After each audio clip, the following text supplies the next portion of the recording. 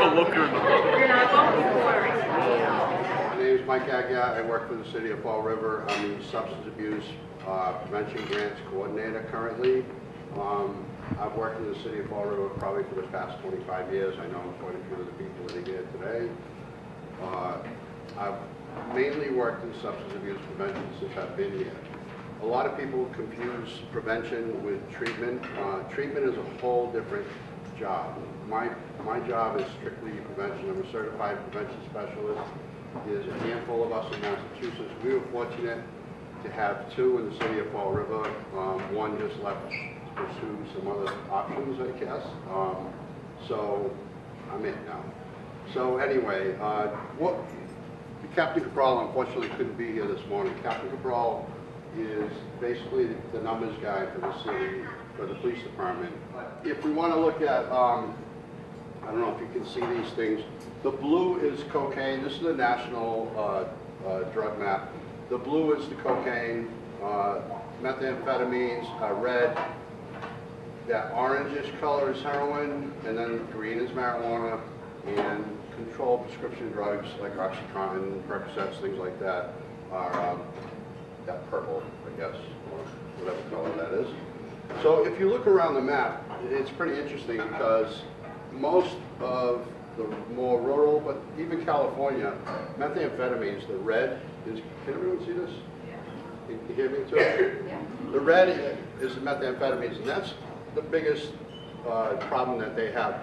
A lot of us that go to national conferences, when we meet with people and listen to people from these parts of the country, they're not talking about the same things we're talking about. They're talking about methamphetamine. That's the thing that's really decimating their communities, like we've never seen before. We're dealing with overdoses. We're dealing with a lot of things. Methamphetamine, we can be very fortunate, is not very prevalent here. But according to Captain Cabral, it's been on the increase lately. We've been seeing more and more around here. There was a recent incident in New Bedford that they suspect the person was manufacturing methamphetamine. And there was an explosion in the apartment. That hasn't been confirmed yet, but that's kind of been what people have been talking about.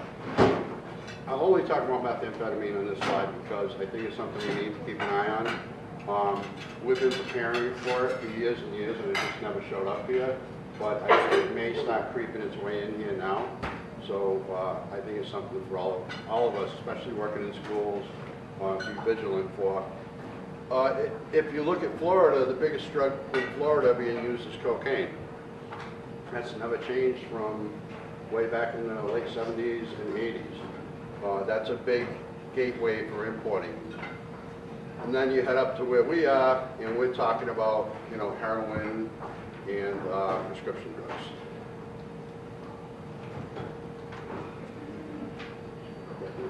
This is pretty much based on the same thing, but it's maybe a little easier for you to see. The pie chart would be dark brown. Oh, nice. An assistant, I like this. The dark brown is the heroin, and the cocaine is like that orangish color. Again, it's the same thing, only in a different format. Excuse me, treatment admissions. This is the state of Massachusetts. The red, again, is the heroin. The blue is the cocaine and crack.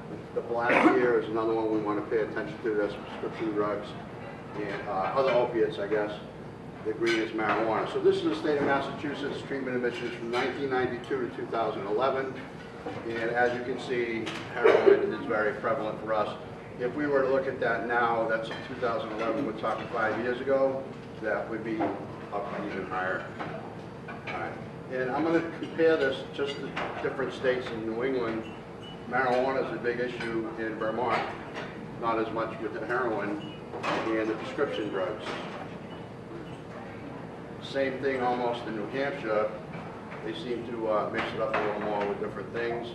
But then you get to a more rural place like Connecticut, and it's heroin. I'm not more rural, more densely populated, close to New York City. So that's just a comparison of different New England states. Maine prescription drugs really are one of the biggest issues up there right now. And actually methamphetamines are starting to creep up there too. neighbor, Rhode Island, pretty much follows suit with Massachusetts. The thing with methamphetamine too is it doesn't need to be smuggled into the country. It's made right here. So it's popular in places where they can actually make it, like in rural places, like West Virginia, Maine, apparently New Bedford, rural places like that. So this is Captain Cabral's. This is what we get this every month. If you look at 2012 to 2016, this is pretty current, October 19th. And the purple are the total amount of overdoses, not deaths, the overdoses. And if we go back to 2012, am I blocking you guys? I keep feeling like I'm on. All right. We had 425 total overdoses for the year in 2012. Jump ahead to 2016, we have 747. He just sent me the new one, but I didn't put the slide in. It's, I think, 810 as of October 31st. All right, so if we look at the red one, that is the prescription medications. And we can see we had like 197 in 2012, 165, 191, 184. We dropped down to 130. Right in around this area here, 2013, 14, the state funded a whole bunch of communities to work on prescription drug prevention. What we did at that time is we worked with the hospital emergency departments, and we started coming up with guidelines on how many prescription medications you can actually leave the emergency room with.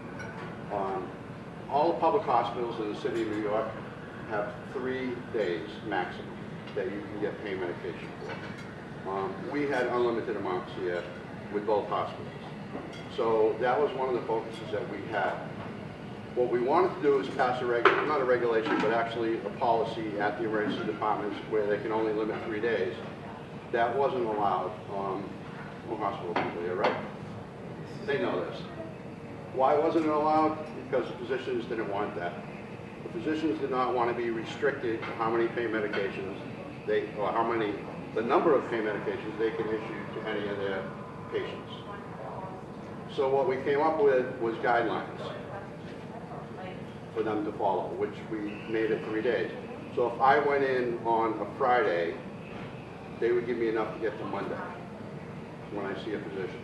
As we know, a lot of people use emergency departments as a primary care, so they just keep going back and trying to get three more, but at least they keep track of that person. The other thing we did was we worked on the prescription monitoring program. That's a statewide program. We're now fed into the national prescription monitoring.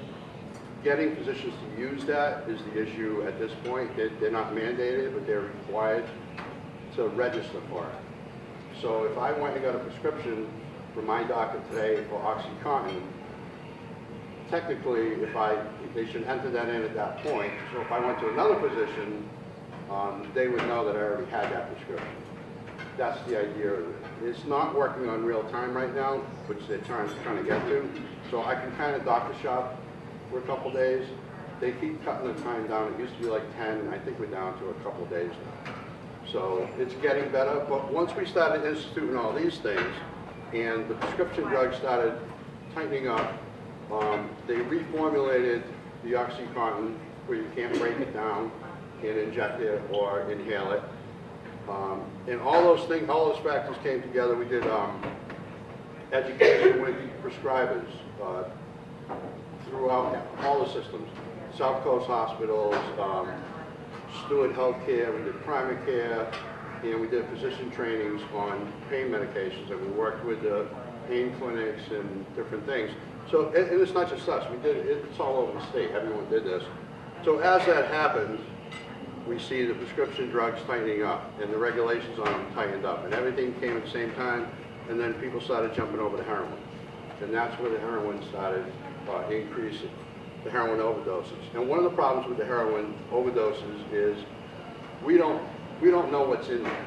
A lot of times they'll put fentanyl or carfentanil now is coming around, which is pretty huge, and that's causing a lot of people to overdose. And we'll talk about that a little more.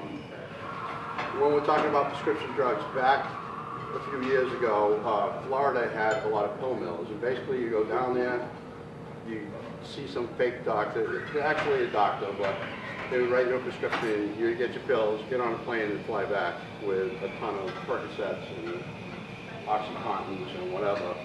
They have since closed them down for the most part, and then they ended up moving up to New York State, and then they closed them down in New York. So they moved around. And these are pharmaceutical companies that are pushing these things and making all the money. So most people, and I know the people in the prison system will know this, you're talking about marijuana. Most people that are, a lot of people that start on heroin started with prescription medications, like I just said. So that's something we got to keep in the forefront too. We'll go to the next one. There's a lot of these slides. This is like a 2-hour presentation, so I'm going to kind of skip over some of them. That's the same thing. 2/3 of teens start using pills before the age of 16. Right now we have a grant in the city of Fall River. It's geared towards high school age youth. Michaela's been a part of that planning team. Michelle, I don't know, April, there's a few of us. And we're working on preventing prescription drug use in high school age youth. Doesn't mean in the high school, it could be out of school youth, in school youth. So we're ready. We're going to be ready to pick some strategies and roll that out within the next couple months. So that's what we're doing to address that in the city. Yeah, we talked about that. Describing in the emergency departments. $20.4 billion per year in costs for emergency rooms, emergency doctors. That's a huge amount. If you look at this down the bottom, $2.6 million was spent in the month of May in Lynn, Massachusetts alone. Lynn has been another community that's been hard hit, just like Fall River. That's a ton of money. When we talk about opioids, opioids covers the whole class of drugs. And if you go right, okay, natural opiates come from the poppy plant.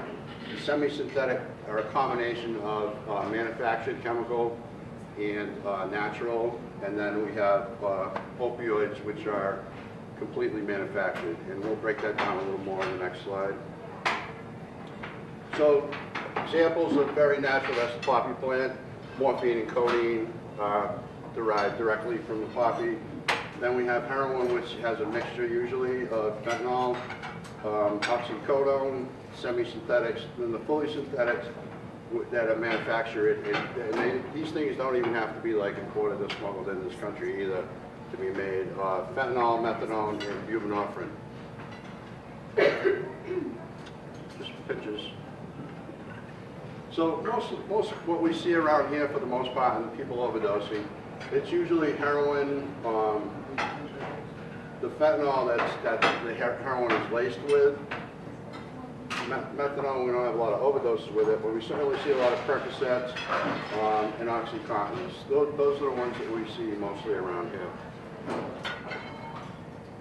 This basically is just explaining the length of time, that the duration of time that the drug will be active. Isn't that cool? I didn't make that. As a matter of fact, the first time I used this, I didn't even know it was there. So what we're dealing with in the city of Fall River are overdoses, and that's been the prevalent problem. Everyone knows about it. And I had a meeting last week, and there was a representative from the Herald News there. He actually quoted it. But we're getting to a point where people are getting complacent, where 80 overdoses a month is kind of the norm for us now. And I think that's so sad that we really are getting to that point now. It's not making headlines anymore. It's not in the news. People aren't panicking and marching in the streets. And we have to keep that in the forefront. There are people overdosing every single day.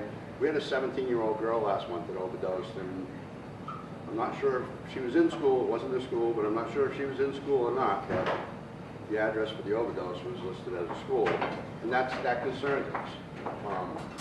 Yep. Sir, do you see that there's an increase or a decrease in the overdoses with the Narcan? The numbers have been pretty steady around 80 something a month. There is evidence of multiple people, the same people overdosing multiple times. So every time they overdose is counted as another overdose. So if I get a list every month, and it has every single address that they went to. We're in the process of mapping that, where we can kind of pretty much identify certain areas of the city where these houses are located for the most part. So, I'm sorry, your question was, if there's an increase? Do you feel like there's an increase in people overdosing because they're relying on the Narcan to revive them? Yeah, that one comes up a lot. I don't think anyone relies on the Narcan. And I know there's people that think they have these Narcan parties, and that's not the case. And as a matter of fact, the Narcan that's been distributed widely is 2 milligrams. With the heroin that's being used now with the fentanyl, 2 milligrams is usually not enough to bring that person back. So they're now making Narcan in 4 milligrams and distributing that. As a matter of fact, there's a recall on some Narcan because the atomizers were messed up or something. There are still, in Captain Cabral, if he was here, he would tell you there's incidents where they have to use 5 different doses of Narcan to bring a person back. Because once you do Narcan once, that person can be revived. That doesn't necessarily mean that they're done with the overdose. Once the Narcan wears off, they go back into the overdose. They have to be administered again. That's why it's important when they go to a call that the person goes to the hospital. If they don't seek medical treatment, they can leave and overdose again. And there's another, oh, there we go. So these are opioid receptors in the brain. That's the opioid. I'm not sure if this one does the action move or the next one. Yeah, there we go. So once these things start overloading all the brain receptors, that's when the breathing stops, and that's when they start overdosing. I'm not going to go into a whole lot of the overdose, how to identify overdoses and things like that, but there is a slide in here we'll go over briefly just in case. That's another training that someone else does. Basically, one of the things that we see, and too, and this goes back to you guys, I don't know why it's very important today, the House of Corrections, people that are getting recently released from being incarcerated, people that were in treatment facilities that get out. They go in, they're doing, 4 or 5 bags a day maybe, or even some people, we heard one guy doing over 100 bags a day. So when you go into treatment and then you come out, your tolerances drop dramatically. So if you're going to come out and think you're going to do the same amount as when you went in, that's when we're going to see a lot of overdoses with that population, those populations. So their tolerance level is much, much lower once they've stopped for a certain period of time. Now, mind you, there's heroin addicts out there that have been doing it for years and years and years. What we have now with the fentanyl is nothing like they've seen before. One of the biggest advertising factors with heroin on the streets is people overdosing. We saw this in Taunton, what was that, April, a couple of years ago. People were overdosing like crazy. So what happens, all the users from New Bedford and Fall River, they flock there to get it. That's almost like an advertising thing. And the drug cartels know that. So their best advertising are overdoses. And that's a scary thing for us to keep in mind. Yeah, mixing drugs, that's another big one too. The overdoses can take a while. From the time you do heroin, it can take up to an hour before you actually start overdosing. If you mix that with other things like cocaine or even benzos, if you're taking a lot of benzos, that can happen instantly. So, but that's rare. That's not what we're seeing. We're seeing it over time. A lot of the ones we see, they'll overdose as they're driving these days. I don't know why that's just been like a big thing lately. So, I know one kid who overdosed behind the wheel in New Bedford. Then he went to the hospital emergency room. They revived him with Narcan. He was like 24. He's still alive. He was 24. And then he still had some in his pocket. And he did it in overdose in the hospital again. So it's a difficult thing we're dealing with.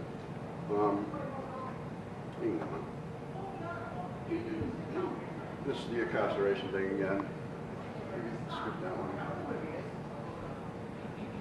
One of the things that we talk about is bystander use of Narcan, and that's, I think you were talking about a little bit. Seven Hills has a drop-in center down on South Main Street, and anybody can go in there, and they will teach you how to look for signs of overdose and how to administer Narcan, and you can leave with Narcan. This is a pilot site. That was a pilot site for the past 7, 8 years for the Department of Public Health. So they're going up to the 4 milligram Narcans now. So any of us that already have it, I know I always have it in my car. Thankfully, I've never used it. But I have given it to people that I think should have it. Can go and trade theirs in and get the 4 milligrams, which I'd highly recommend you do.